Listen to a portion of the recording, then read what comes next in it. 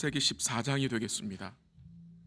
창세기 14장 17절서부터 24절까지 Genesis chapter 14 verses 17 through 24. 창세기 14장 17절서부터 24절까지 제가 가진 성경은 구약 성경 17면입니다. 자, 하나님 말씀을 읽어드리겠습니다. 14장 17절 하나님 말씀입니다. 아브라함이 그돌라오멜과 그와 함께한 왕들을 쳐부수고 돌아올 때에 소돔 왕이 샤보 골짜기 곧 왕의 골짜기로 나와 그를 영접하였고 살렘 왕 멜기세덱이 떡과 포도주를 가지고 나왔으니 그는 지극히 높으신 하나님의 제사장이었더라. 그가 아브라함에게 축복하여 이르되 천지의 주제이시요 지극히 높으신 하나님이여 아브라함에게 복을 주옵소서. 너희 대적을 내 손에 붙이신 지극히 높으신 하나님을 찬송할지로다 하매 아브라함이 그 얻은 것에서 10분의 1을 멜기세덱에게 주었더라. 소돔 왕이 아브라함에게 이르되 사람은 내게 보내고 물품은 내가 가지라.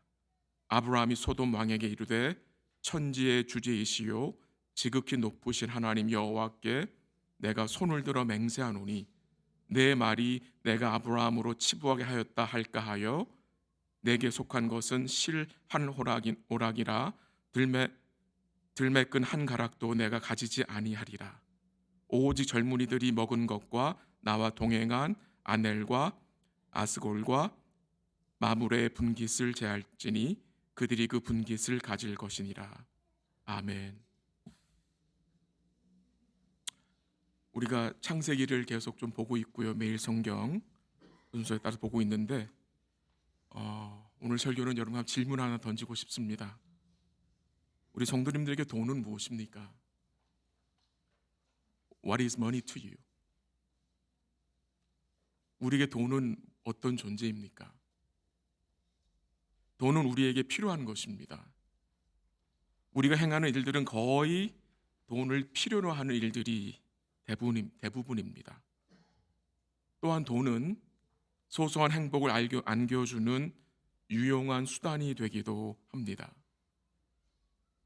그러나 돈은 또 누군가에게는 파멸로 몰아가는 파괴적 수단이 되기도 합니다.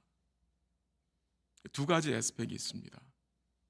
그렇죠? 유용한 수단이 되기도 하지만 파괴적인 수단이 되기도 한다는 사실입니다. 사실 돈처럼 많은 사람들의 인생을 망친 것도 없을 것입니다. 돈 때문에 얼마나 많은 관계들이 무너졌습니까? 돈은 사람의 인생만 망친 것이 아니라 많은 교회들과 또한 영적 지도자들을 죄 가운데 빠지게 했습니다. 사람들은 돈 때문에 교회를 멀리하고 또한 돈 때문에 신앙을 멀리하는 일들이 이 세상에 많이 일어나고 있는 상황입니다. 이런 돈의 위험성을 잘 알고 있던 사도 바울은 그의 영적 아들이자 목회자였던 디모데에게 이런 경고의 말씀을 증거했습니다. 한번 들어보십시오. 디모데전서 6장 9절에서 11절인데요. 부하려 하는 자들은 시험과 올무와 여러 가지 어리석고 해로운 욕심에 떨어지나니 곧 사람으로 파멸과 멸망에 빠지게 하는 것이라. 돈을 사랑함이 일반 악의 뿌리가 되나니 이것을 탐하는 자들은 미혹을 받아 믿음에서 떠나 많은 근심으로써 자기를 찔렀도다 라고 했습니다. 사도 바울이 경고를 합니다. 어떤 자들에게? 부하려 하는 자들에게. 이 부하려 하는 마음, 이 마음이 위험한 마음이 될 수 있습니다. 아무리 우리가 깨끗한 부자가 되려 한다고 해도 이 부하려 하는 마음은 위험한 마음입니다. 그 이유는 돈에 우리의 마음을 빼앗기게 되고 또 잘못하다가는 부하려 하는 마음 때문에 돈의 종이 될 수 있기 때문입니다. 우리가 부하려 하는 마음을 갖고 있으면 어떤 일이 생깁니까? 주님이 주신 것에 뭘 하지 못하게 됩니까? 만족하지 못하게 됩니다. 더 나아가서 이 부하려 하는 마음이 있으면 주님이 주신 것을 나누기가 힘들어집니다. 주님이 주신 것을 하나님의 나라를 위해 사용하는 마음이 생기지 않게 되기 때문입니다. 이렇게 돈이 성도의 삶을 위협하는 파괴적인 수단이 될 수 있기 때문에 오늘은 제가 말씀을 통해서 우리 주님의 은혜와 돈을 좀 연결해서 말씀을 드려보려고 합니다. 우리가 하나님께 드리는 헌금에 대해서 잠시 말씀을 나누기를 원합니다. 이 교회에서 돈 이야기하는 것, 교회에서 헌금에 대해서 말씀을 드리는 것은 참 예민한 거고요. 또한 조심해야 할 부분입니다. 돈 이야기를 하면 은혜가 안 된다는 그런 생각이 우리 머릿속에 있을 수 있기 때문입니다. 그러나 그런 말들은 아마도 비성경적으로 헌금을 강요하는 잘못된 태도를 두고 하는 말로 생각됩니다. 근데 분명한 것은 성경에 어긋난 방법으로 헌금을 강요하려는 것이 절대 아닙니다.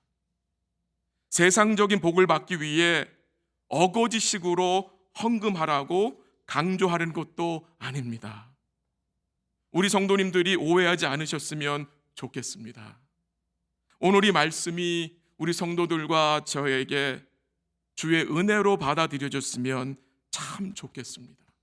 아멘. 예. 이 우리 믿음 생활은요, 돈과 아주 깊은 연관이 있습니다. 아주 깊은 연관이 있어요.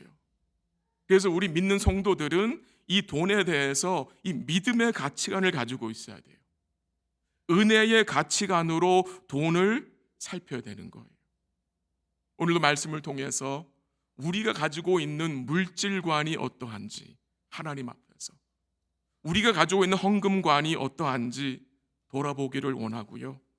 우리의 마음을 말씀을 통해서 돈 사랑하는 것으로부터 지키기 원합니다. 우리가 소유한 돈이 하나님이 허락하신 그 물질이 은혜와 분리되면 그 돈은 그 사람을 망칩니다. 그러므로 돈은 반드시 은혜 안에서 다스려야 합니다. 돈을 은혜 안에서 다스려야 말씀이 무슨 의미입니까? 이 돈과 은혜는 아주 깊은 관계가 있습니다. 먼저 우리가 돈을 생각할 때에, 돈을 다룰 때에 언제나 인식해야 할 내용은 우리 마음에 뭡니까? 죄성입니다. 죄성. 목사라고 교회의 직분자라고 예외가 아닙니다. 돈은 사람의 마음을 휘어잡아 움직이는 강력한 무력을 가지고 있기 때문입니다. 돈이 우리의 죄성과 만나 한 길을 가게 되면 그 인생은 어떻게 됩니까? 큰 고통을 당하게 됩니다. 그래서 이 돈이라는 것은 반드시 은혜로 채워진 마음과 만나야 그 돈을 바로 사용할 수 있다는 것입니다. 놀라운 사실은 주님이 우리에게 허락하신 이 구원의 은혜는요, 이 구원의 은혜는 죄사함만이 아니라, 영원한 생명만이 아니라 우리와 밀접하게 관계를 맺고 있는 이 돈에 대한 관점을 근본적으로 바꿔버립니다. 그게 복음의 능력입니다.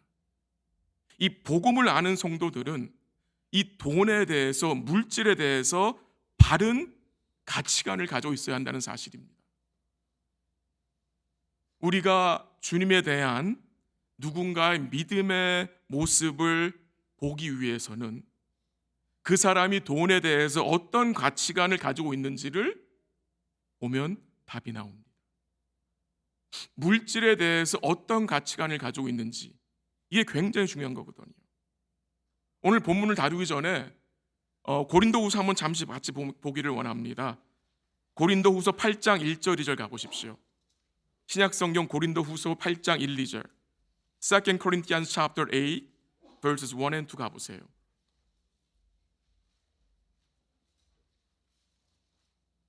293면 신약성경 고린도 후서 8장 1, 2절.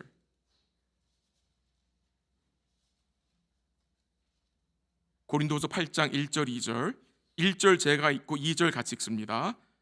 8장 1절. 형제들아, 하나님께서 마게도냐 교회들에게 주신 은혜를 우리가 너희에게 알리노니, 같이 합니다. 환난의 많은 시련 가운데서 그들의 넘치는 기쁨과 극심한 가난이 그들의 풍성한 연보를 넘치도록 하게 하였느니라. 아멘. 1절 말씀에 보면은 사도 바울이 고린도 교회에게 알려주고 싶은 것이 있습니다. 뭘 알려주고 싶어 합니까? 마게도니아 교회들에게 하나님 주신 뭘 알려주고 싶어 해요? 은혜를. 지금 사도 바울은 고린도 교회에게 마게도니아 교회들에게 임한 주님의 은혜를 알려주고 싶은 거예요. 이 마게도니아 교회들은 그 당시 로마 제국의 지배 아래 있던 베레아 교회와 데살로니가 교회와 빌립보 교회로 생각할 수 있습니다. 지금 바울의 핵심은 고린도 교회에게 이 베레아 교회와 데살로니가 교회와 빌립보 교회를 자랑하기 위함이 아니고요, 그 교회에 임한 주의 은혜가 어떤 건지를 증거하는 것입니다. 그 교회에게 어떤 은혜가 임했습니까? 오늘 본문이 이 마게도니아 교회들 임한 은혜가 선포되는데 그 은혜가 어떤 은혜였습니까, 여러분? 그 2절 말씀을 보면은 정말 불가능한 두 개의 조합이 나옵니다. 첫 번째는 무엇입니까? 환난의 많은 시련 가운데에서 그들의 넘치는 뭐요? 기쁨입니다. 두 번째는 무엇입니까? 극심한 가난이 그들의 풍성한 연보를 넘치도록 하게 하였다. 한번 보십시오. 저는 이 2절 말씀이 참 큰 위로와 기쁨이 되었습니다. 우리 생각에 환난의 많은 시련이 있으면 넘치는 것은 무엇입니까? 슬픔입니다. 괴로움입니다. 짜증입니다. 낙심입니다. 근데 오늘 2절에 보니까 환난의 많은 시련이 있을 때에 그들에게 뭐가 넘쳤어요? 기쁨이 넘쳤다고 합니다. 슬픔이 넘친 게 아니라 기쁨이 넘쳤다고 합니다. 동시에 극심한 가나안 뒤에는 우리가 당연히 생각하는 건 무엇입니까? 적은 연보입니다. 부족한 연보입니다. 그런데 2절 말씀에 보니까 정반대 내용이 나옵니다. 극심하게 가난한 상황 속에서 이들이 뭘 했어요? 풍성한 연보를 했다고 합니다. 저만 지금 익살이 돼 있는 것 같아요. 우리 사랑하는 성도님, 이거 정말 엄청난 일 아닙니까? 환난이 엄청나게 나오는데 넘치는 기쁨이 있어요. 가난이 극심한데 부족한 연보가 아니라 넘치는 풍성한 연보가 나타나는 거예요. 도대체 무엇이 이러한 불가능한 조합을 가능하게 했을까요, 여러분? 무엇이? 그 무엇이 무엇이겠습니까? 주의 은혜입니다. 마게도니아 교회들에게 부어주신 그 은혜가 이것을 가능하게 한 것입니다. 극심한 시련 속에서 넘치는 기쁨이 있었고 극심한 가난 속에서 풍성한 연보가 있었어요.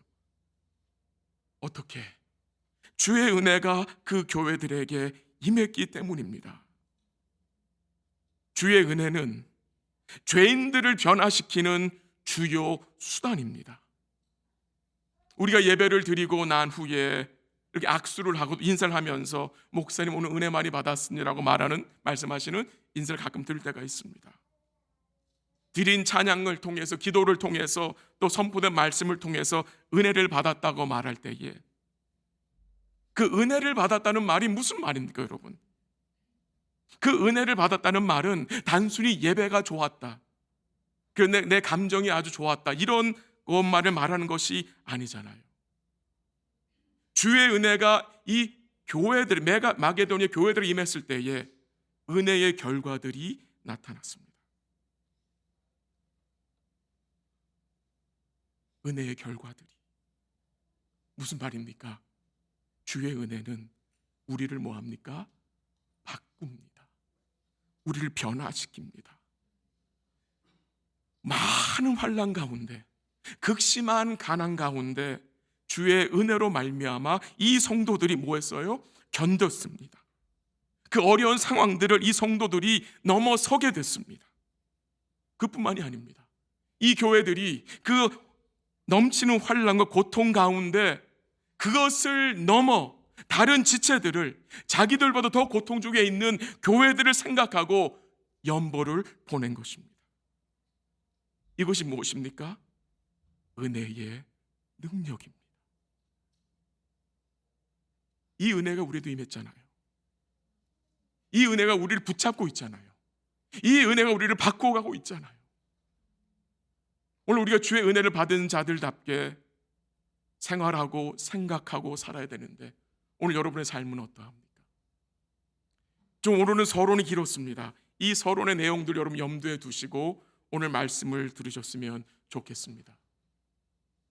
이 창세기 14장 앞부분에 보면요, 북쪽에 연합한 4 족속들의 왕이 남쪽의 5 족속의 왕들과 전쟁을 합니다. 전쟁. 이 북쪽의 왕들은 메소포타미아 지역을 말하는 것이고, 이 남쪽의 5 지파, 5 족속의 왕들은 요단강 그 근처에 있는 지파들을 말하는 것입니다. 이 북쪽의 4 왕 중에 엘람 왕 그돌라오멜이 12년 동안 남쪽의 5 족속을 노예로 붙잡고 있었어요. 그들을 식민지로 삼아서 그 5 족속으로부터 조공을 12년 동안 받고 있었는데, 이제 13년째 되는 해에 이 남쪽의 5 족속들이 엘람 왕을 배반한 것입니다. 그리고 독립을 선언한 것입니다. 그래서 이 왕이 화가 나서 연합군을 만들어서 이 5 족속을 친 것입니다. 그래서 이 5 족속은 전쟁에서 패배했어요. 근데 그 5 족속 중에 소돔이 있었는데, 그 소돔에 누가 살고 있었어요? 아브라함의 조카 롯이 그의 가족과 살고 있었어요. 그래서 이 전쟁 때문에 롯과 그의 가족과 그의 모든 물건이 어떻게 돼요? 다 잡혀간 거예요. 그러니까 이 롯이 전쟁의 포로가 된 거예요. 모든 물질 다 빼앗기고 전쟁 포로가 된 거예요. 이 소식을 들은 아브라함이 아마 고민했겠죠. 왜? 자기는 군사가 없어요. 아브라함은 군사가 없어요. 자기 집에 있는 318명의 종들, 성경은 훈련된 종들이라 그러는데, 결국 어떻게 합니까? 그 종들을 데리고 또 자기 이웃 가나안 사람 좀을 데리고 어떻게 합니까? 그 북쪽의 4 연합군과 싸우러 나갑니다. 이 가나안 땅에 입성한 아브라함의 삶은 결코 쉬운 삶이 아니었어요. 그는 가나안 땅에 오자마자 심한 기근을 만났었어요. 이제 10년 정도 지났는데 이제는 뭐까지 해야 됩니까? 다른 큰 민족들과 전쟁까지 해야 되는 상황에 되었어요. 근데 이 북쪽의 4 왕들의 연합군들은 이미 남쪽의 5 족속들을 물리친 아주 강한 연합군인데, 이 아브라함이 전쟁의 경험도 없는 이 할아버지거든요. 이 할아버지가 집에 있는 그 종들을 데리고 나가서 싸워야 합니다. 상식적으로, 객관적으로 이것은 게임이 되지 않는 전쟁입니다. 아니, 할 수 없는 전쟁입니다. 근데 그 전쟁의 결과가 어떻게 나타났습니까? 어떻게 나타났어요? 아브라함과 그의 종들이 그 북쪽의 연합군들을 쳐부수고 롯과 그의 가족들과 빼앗겼던 모든 물건들을 어떻게 해요? 다시 되찾아오게 된 것입니다. 이 전쟁은 아브라함과 그의 종들이 마치 슈퍼맨같이, 슈퍼히로같이 전쟁을 해서 이겼다는 사실을 보여주는 것이 절대 아닙니다. 이 전쟁이 증거하는 내용이 무엇입니까? 인간적으로 보잘것없고 아주 연약하고 아무것도 아닌 이 아브라함과 그의 종들을 하나님이 사용하셔서 승리하게 하셨다는 것입니다. 하나님이 그 큰 족속들을 아브라함의 손에 붙이셔서 아브라함으로 승리하게 하셨다는 내용입니다. 근데 그 전쟁에서 승리하고 돌아오는 아브라함을 두 왕이 찾아와서 영접을 합니다. 두 왕이. 첫 번째 왕은 누굽니까? 소돔 왕 베라입니다. 그리고 두 번째 왕은 살렘 왕 멜기세덱입니다. 이 소돔 왕과 이 살렘 왕 멜기세덱은 극적으로 대조가 되는 왕입니다. 이 소돔 왕은요, 이 베라 왕은 아브라함에 뭘 요구합니까? 빼앗은 재물 다 가져가라. 네가 잘해서 이긴 것이니 내 몫으로 재물 다 챙겨가라고 말했습니다. 근데 살렘 왕 멜기세덱은 어떻게 했습니까? 떡과 포도주를 가지고 나와요. 떡과 포도주를 가지고 나와서 뭘 합니까? 아브라함을 위해서 기도해 주고요, 명령을 합니다. 너를 승리하게 하신 여호와를 뭐하라? 찬양하라. 너무나 극적인 대조가 되죠. 잠시 제가 이 살렘 왕 멜기세덱을 생각하기 원합니다. 창세 다시 한번 돌아가 보세요. 창세기 14장 18절 보세요. 14장 18절 같이 읽지요. 시작. 18.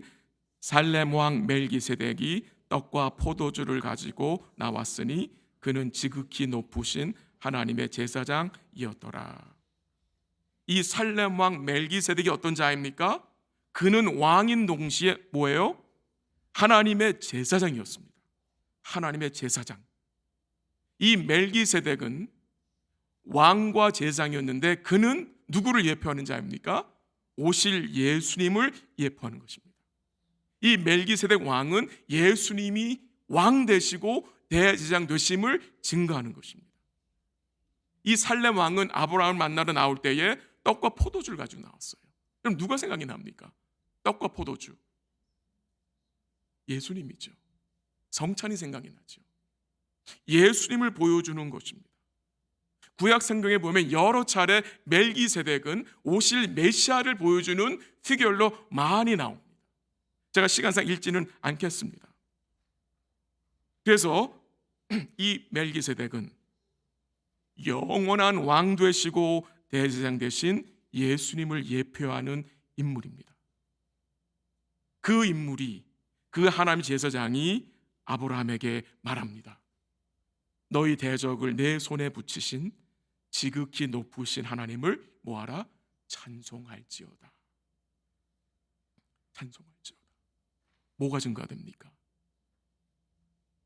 이 전쟁은 네가 잘해서 이긴 것이 아니다. 이 전쟁은 하나님이 너의 손에 붙여주신 전쟁이야. 무슨 말입니까? 아브라함아, 너는 하나님의 구원의 은혜를 입은 자라고 말하는 것입니다. 그래서 하나님을 찬양하는 것입니다. 이 아브라함을 통해서 하나님의 나라가 보여졌죠. 아브라함의 외적 모습은 미약합니다. 아무것도 아닌 것 같이 보입니다. 그 네 나라의 연합군에 비하면 아브라함과 그의 종들은 정말 미약하기 짝이 없습니다. 아무것도 아닌 것 같이 보입니다. 근데 이 아브라함을 통해서 우리 영광의 왕이 세상 나라의 왕보다 강함을 무엇이었습니까? 드러내신 것입니다. 나타내신 것입니다. 그래서 하나님이 이 네 왕들을 아브라함의 손에 붙이신 것입니다. 이 멜기세덱의 명령에 아브라함이 어떻게 반응을 했습니까? 20절 마지막 부분 가보세요. 20절 마지막 부분, verse 20, second half. 뭐라고 나왔습니까? 아브라함이 그 얻은 것에서 10분의 1을 멜기세덱에게 주었더라.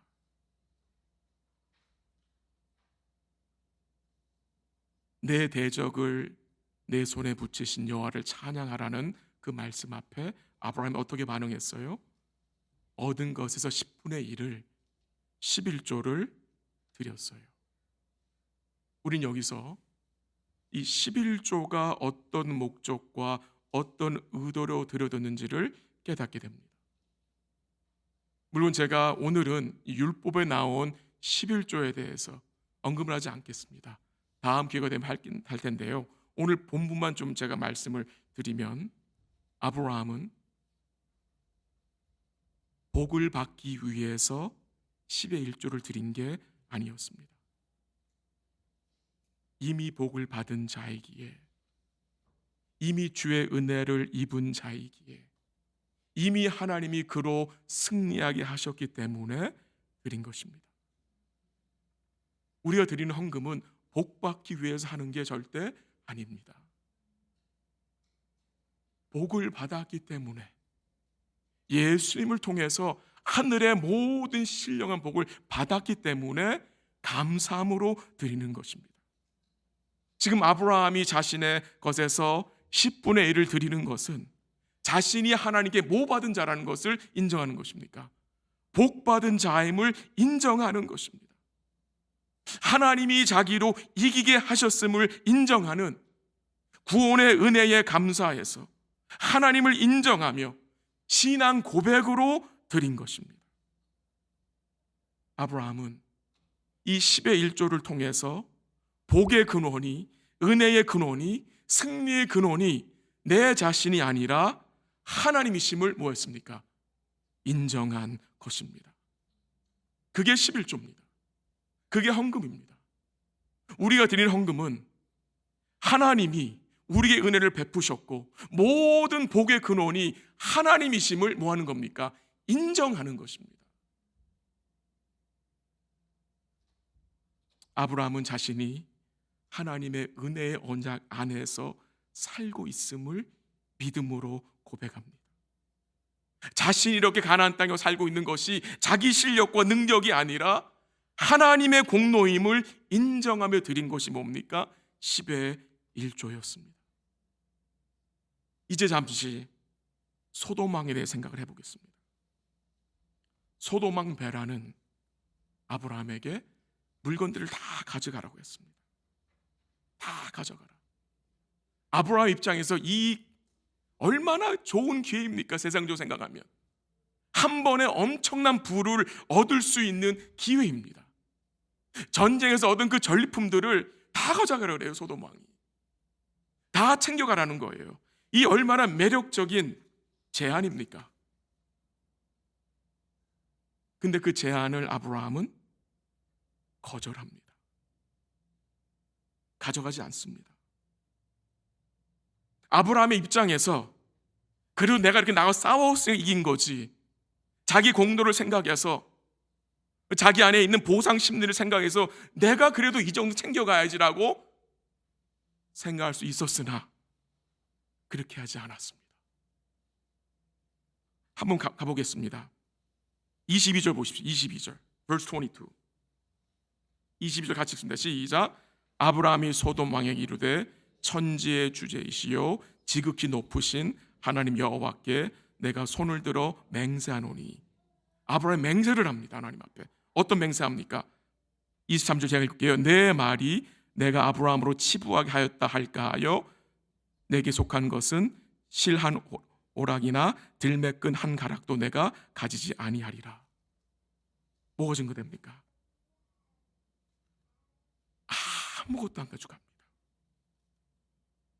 실호락이 한 짝, 신발끈 한 가락도 챙기지 않습니다.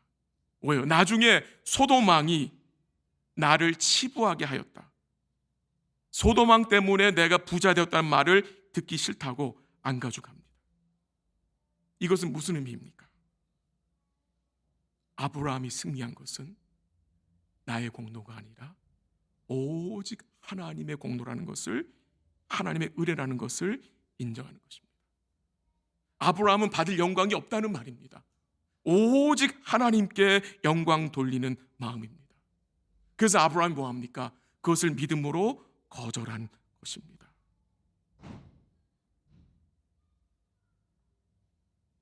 아브라함이 마음을 지켰습니다. 어떤 마음에서요? 부하려 하는 마음에서. 부하려 하는 마음에서 한 번에 부하려는 그 마음, 얼마나 좋은 기회입니까? 내 그것을 거절합니다. 우리 사랑하는 성도 여러분, 우리의 마음을 세상의 물질로부터 어떻게 지킬 수 있습니까? 우리 속에서 올라오는 이 부하려는 마음을 어떻게 누를 수 있습니까, 여러분? 아브라함이 어떻게 눌렀습니까?